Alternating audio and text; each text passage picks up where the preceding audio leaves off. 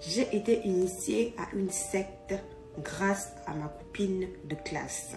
Salut Zara, je souhaite te partager mon histoire qui s'est passée ici en France. Il faut savoir que ce sont des faits réels. Je t'écoute. Je suis Sarah et il faut savoir que j'ai ma copine qui s'appelle Nadia. Donc il faut savoir que Nadia est une fille qui a beaucoup d'argent. On ne sait pas d'où elle tire sa fortune, mais d'après elle, ses parents en Afrique sont très friqués. Donc ses parents l'envoient de l'argent et elle fait tout ce qu'elle a envie de faire. Ça, c'est ce que les gens pensent. Donc moi aussi j'avais cette idée de Nadia. Et c'est comme ça alors que un jour elle m'a invité à aller faire du shopping et nous sommes arrivés dans une boutique où Nadia m'a acheté un sac à 800 €. C'est comme ça alors que j'étais tellement étonnée comment une amie, une fille peut acheter un sac pour sa camarade de classe qu'elle ne connaît même pas encore bien.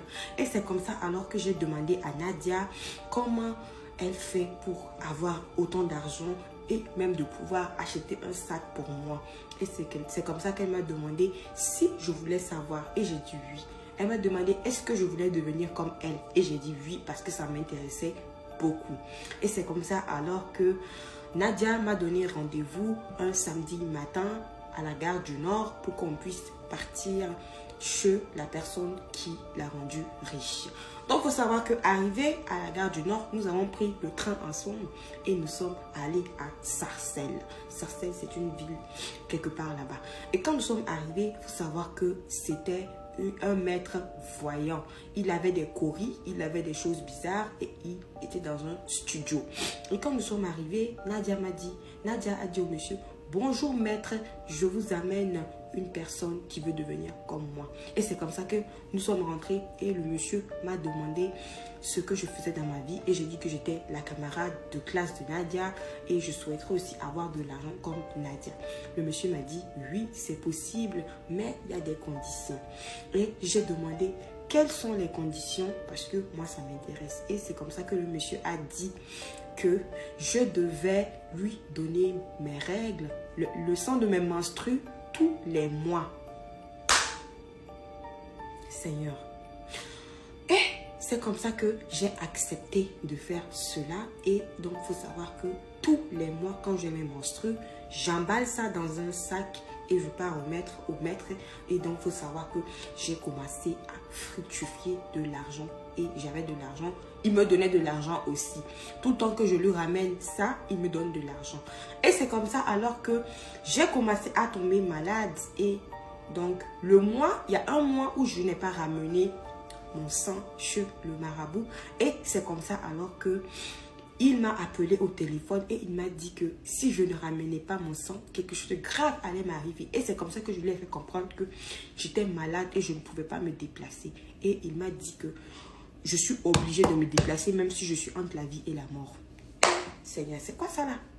Donc c'est comme ça alors que j'avais peur et j'ai alors alerté mes parents en Afrique qui m'ont recommandé un pasteur de la France. Je suis allée et j'ai expliqué, je me suis confessée envers le pasteur et c'est comme ça que le pasteur a prié pour moi et m'a dit donc de bloquer le monsieur ou de changer de numéro.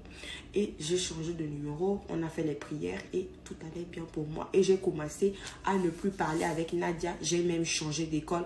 Je n'ai pas terminé mon année dans cette école-là. Elle m'a dit qu'elle a raté une année même.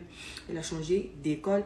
Et à sa grande surprise, il y a 2 jours, le monsieur l'a recontacté. Elle ne sait par quel moyen parce que le monsieur n'a pas son numéro et sa copine aussi n'a pas son numéro.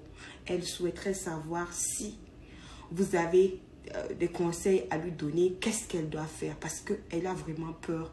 Ça fait 1 semaine qu'elle ne sort pas de chez elle parce qu'elle a peur. Elle a peur et c'est pas ce qui va lui arriver. En tout cas, franchement, ça fait peur. Je sais pas quoi lui dire, mais en tout cas, ma chérie, que Dieu te protège. Tu pourras lire les commentaires de mes abonnés et surtout, prie beaucoup. C'est la prière seule qui peut te délivrer selon moi. Donc si vous avez des histoires que vous souhaitez aussi nous partager, vous pouvez le faire sur WhatsApp. Le numéro est en bio. Like et partage cette vidéo. Tout ce qu'on raconte ici, c'est pour sensibiliser. Et donc ce sont des faits réels. Merci et bonne soirée.